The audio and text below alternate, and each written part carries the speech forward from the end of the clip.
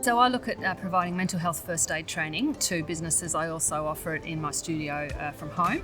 I also develop tailored programs in the mental health space depending on what businesses need. With the new psychosocial code of practice that came out on the 1st of April in Queensland, there's been quite a big demand for some tailored programs in different workplaces in that space. So that's an ongoing project that I'm actually developing at the moment. Look, I always see these things as an opportunity. Working with students is always exciting. I guess I'm a passionate teacher.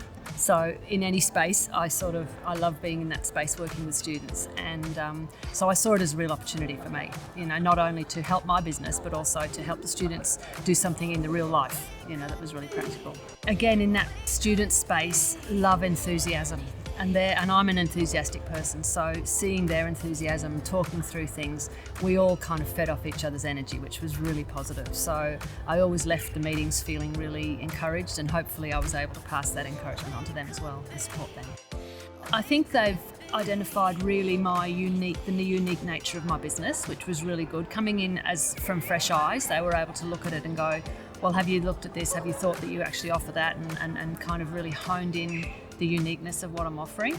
And I think they really built my confidence in A, in the social media space, and B, that now I can actually look at doing a calendar. So that's been a real confidence boost for me. So yeah, because I guess we're all learning as we go with the internet. It's all an ongoing work in progress.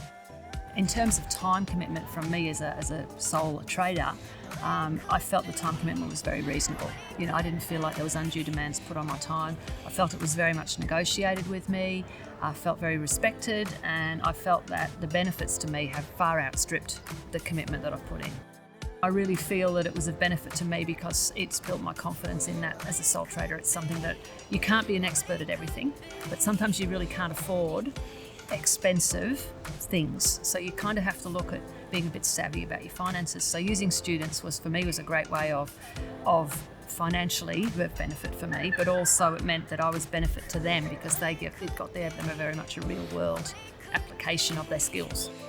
I think they can expect clear communication. I think they can expect a really user-friendly time frame, user-friendly demands, if you like, on your time, and I think they can expect to have a very fulfilling experience. Yeah, definitely. It's been fulfilling for me, and I can't expect anybody. I think if you come in with a positive attitude, I think you get out of it that way too. So yeah. I'm just excited now to see how these changes that these students have suggested and that I'm now implementing will improve things. So I think it already has, even if it's just been a confidence thing for me, but I think it's going to improve the bottom line as well financially. So I'm quite excited about that.